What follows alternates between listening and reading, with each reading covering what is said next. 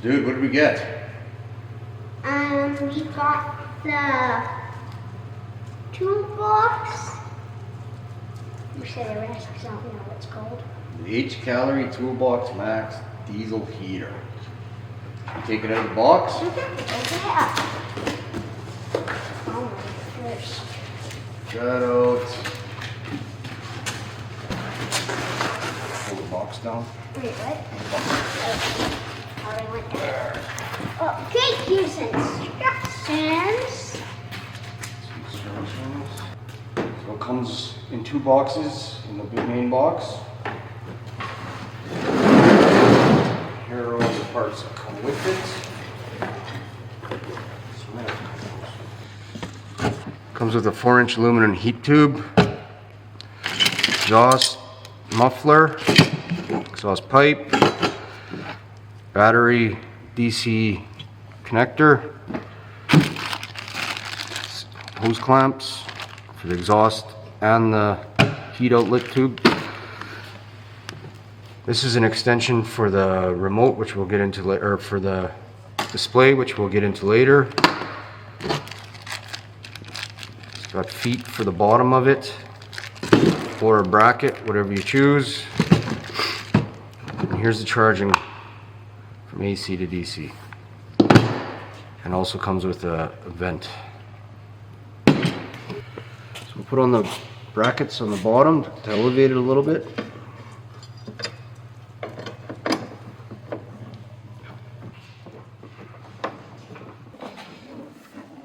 So once the bottom brackets are installed, it elevates the unit an extra 1.5 inches, which gives you more room for your exhaust outlet, and it keeps it off of the snow or the ice. It's 16 inches long, it's 11.5 inches high, not including the brackets on the bottom for the feet, and it's 11 inches wide.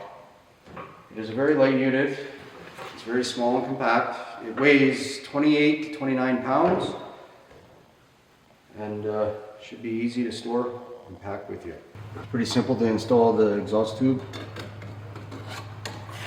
It slides on, tighten up the clamp. There's a drain hole, we'll make sure that's on the bottom.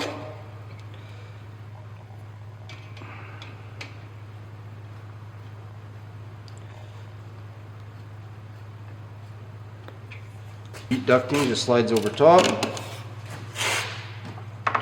Take your clamp,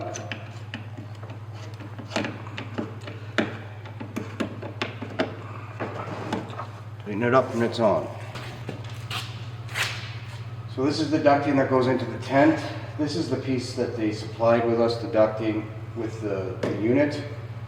It is not very long, obviously, and not very sturdy. So I would suggest getting your own ducting. It's a 3.5 inch outside diameter. We'll get some piping for that. Maybe wrap it with some heat, some insulation, and then this will go into your tent or whatever you're using it for. On the other side here, this is your air intake.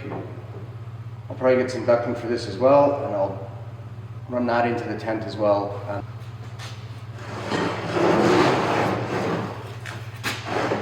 And this is your exhaust. Obviously, depends what kind of application you're going to use this in. We're going to leave it outside of the tent. This is a weatherproof unit, or so they say.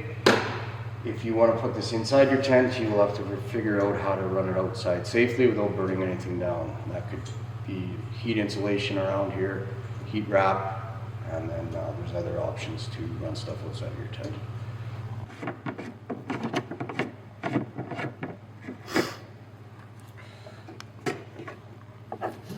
So it's a 7.5 liter tank.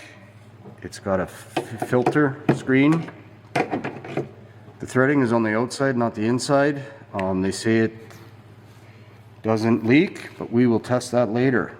It has a digital display that is removable and does have an extension for it. There's an extension that is 5 feet long.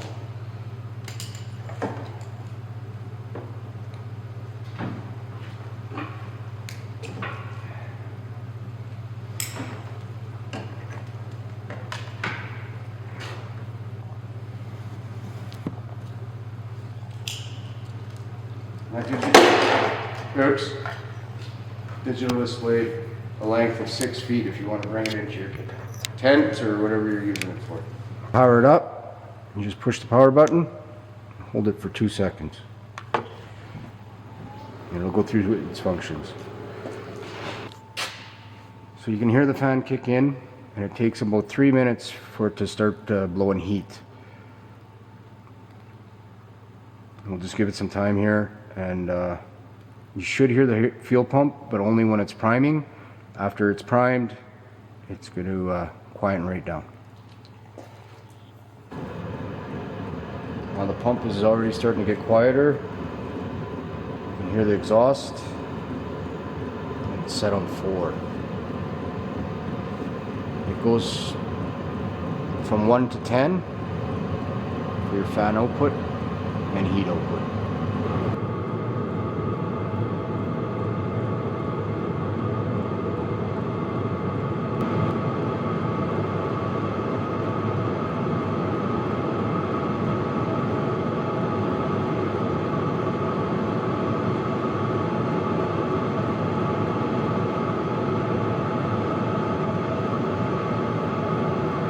On page 19 of the manual, there's QR codes. You scan it with your phone. You upload the app, and it pairs via Bluetooth. So as you can hear, there's no ticking, and it is cranked up to 10 right now. I can't hold my hand there for 5 seconds. It is hot. All you can hear is the fan noise, and that is cranked right up.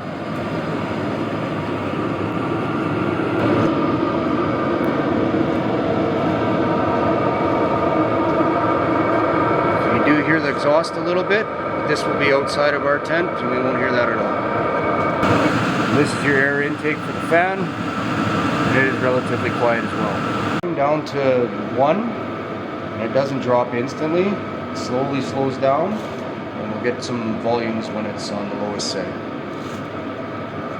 So you can put your hands all over this thing, and it's not hot to touch. We dropped it down to the lowest setting. There is a slight tick. You cannot hear it when it's on 5 or higher, but it is a very minimal tick.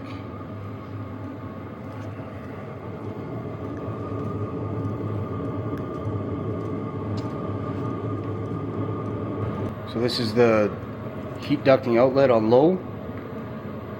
I don't know if you guys can hear that slight tick, but it is very hard to hear.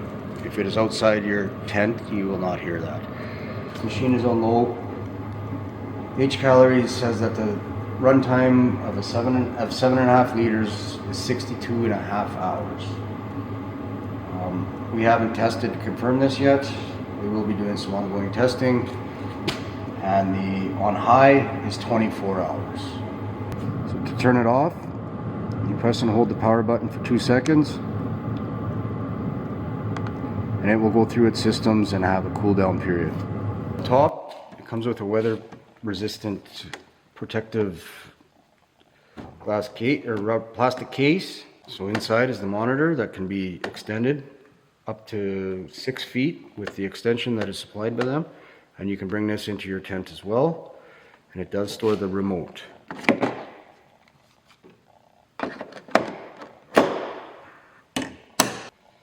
So this is the wireless remote that it comes with. It has a temperature gauge on it. It has a CO monitor, a USB-C input to charge the remote. To turn it on, you just slide this red button up. So these diesel heaters are well known for having faulty or leaking fuel caps. They say that this one will not leak. We'll put it on its side to see.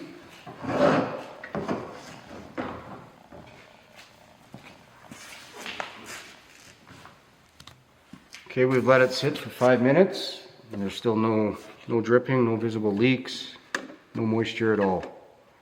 So this is my first diesel heater. The main reason I went with it is because we do a lot of hot tent camping and a lot of ice fishing. We've traditionally used a wood stove, which is great. They throw a lot of heat, but they only throw heat for 3 hours. and I'm sick and tired of waking up every 3 hours at night and loading the fire. This unit is supposed to be weather resistant. You can put it outside the way it is. It also is very quiet. There's no ticking from the pump, or very minimal. On low you can hear it a little bit, but on high you do not hear it. You just hear the sound of the fan, which will be kind of like white noise, or a lot better than getting up and throwing wood on the fire.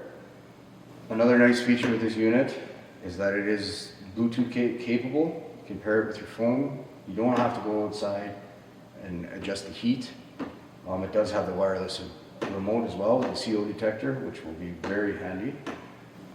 Other than that, we haven't really tried it yet. We are in Alberta. It is cold here. We're going to use a Jackery 1000 and a Blue Yeti. We're going to have some more videos of that, making sure that it can power these up. Other than that, we'll let you know how it goes.